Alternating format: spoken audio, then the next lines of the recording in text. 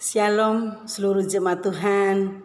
Saya percaya pagi hari ini semua sehat, semua dalam pertolongan Tuhan dan kasih setia Tuhan, bahkan perlindungan Tuhan tetap teralami dalam setiap hidup kita masing-masing. Pagi hari ini kembali kita akan melanjutkan pembacaan Alkitab kita dalam kitab 1 Raja-Raja pasal yang ke-19 dan pasal yang ke-20. Pada pasal yang ke-19 ini menceritakan bagaimana kehidupan seorang Elia diperhadapkan dengan satu masalah yang cukup menekan hidupnya, cukup membuat dia merasa ketakutan karena nyawanya terancam dibunuh oleh Isabel.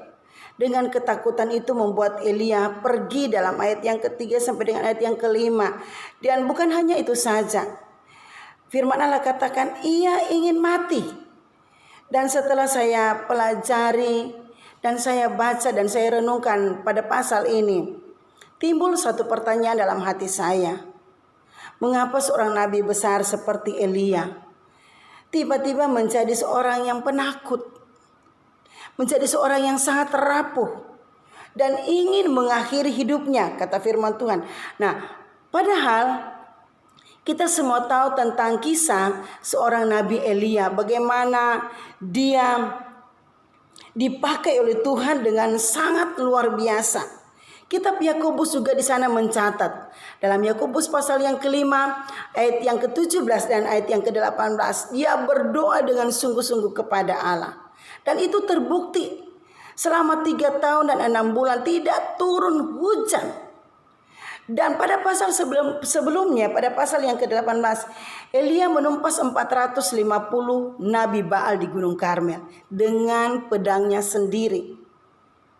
Tapi pada pasal ini dia diperhadapkan dengan rasa takut yang sangat mendalam. Begitu ketakutan menghimpit kehidupannya sampai dia bersembunyi di sebuah gua.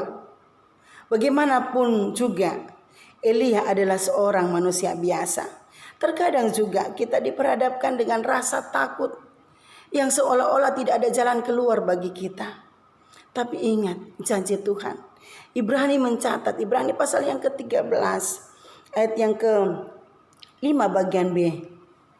Aku sekali-kali tidak akan membiarkan engkau.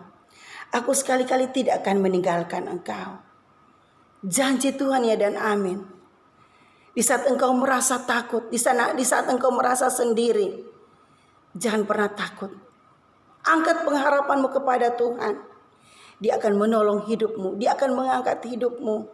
Firman Allah berkata, di luar Tuhan kita tidak dapat berbuat apa-apa. Siapapun kita, saudara. Elia seorang nabi besar yang sangat luar biasa dipakai oleh Tuhan. Dia juga merasa takut, apalagi kita. Tapi ingat dan pegang janji Tuhan. Buang rasa takut.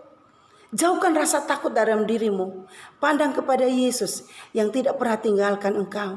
Dia akan menolongmu. Dia akan membuat engkau kuat dan mampu melewati setiap proses yang Tuhan izinkan terjadi dalam hidupmu. Dan pada pasal selanjutnya, pada pasal yang ke-20, bagaimana kisah seorang Raja Ahab dalam pemberontakannya kepada Tuhan. Pada pasal ini kita dapati bagaimana Tuhan menyodorkan pertolongan yang luar biasa. Di kelemahan mereka, umat Israel sedang tidak berdaya dan putus asa, kata firman Tuhan. Bahkan mereka telah dipermalukan, tapi mereka menunjukkan upaya terakhir mereka untuk membela diri dan memberikan perlawanan. Tapi satu momen yang penting di sini adalah Israel awalnya tidak melawan. Mereka sudah berniat menuruti keinginan dari seorang Ben-Hadad. Tetapi tekanan aib yang begitu besar dari Ben-Hadad akhirnya membuat mereka kehabisan akal, kata firman Tuhan, dan memutuskan untuk memberikan perlawanan mereka sekalipun mereka tidak mampu. Dengan cara Allah yang luar biasa, Tuhan mengutus seorang nabi untuk memberikan titik terang di tengah kelamnya pengharapan mereka. Tuhan tidak pernah kehabisan cara untuk menolong setiap umat pilihannya. Tuhan tidak pernah kehabisan cara untuk membela setiap milik kepunyaannya, setiap biji matanya. Tuhan memberikan perintah yang bahwa Raja Ahablah yang harus memulai penyerangan. Ketika Ben-Hadad dan 32 raja sekutunya sedang mabuk-mabukan, kata firman Tuhan, dan akhirnya Tuhan memberikan kekuatan dan kemenangan yang luar biasa, sehingga 33 raja itu beserta tentaranya yang terlatih dapat dikalahkan, dan sampai perlengkapan mereka pun dibusnakan oleh orang Israel. Bagaimana pembelaan Tuhan buat setiap umat Israel, bagaimana pertolongan Tuhan buat umat Israel, dan itu terbukti, saudara. Dan sampai ayat yang terakhir berkata, ada yang menyamar menjadi seorang nabi. Nabi itu menyindir Ahab yang telah melepaskan Raja Ben-Hadad, dan itu merupakan kesalahan di mata Allah. Firman Allah berkata, Ahab tidak berniat membunuhnya, malahan ia melepaskannya. Hal yang sangat menyedihkan hati Tuhan. Pada ayat yang ke-43 ada konsekuensi dari apa yang dilakukan oleh Ahab. Saudara, gambaran firman Allah buat kita pagi hari ini, jangan kompromi dengan dosa.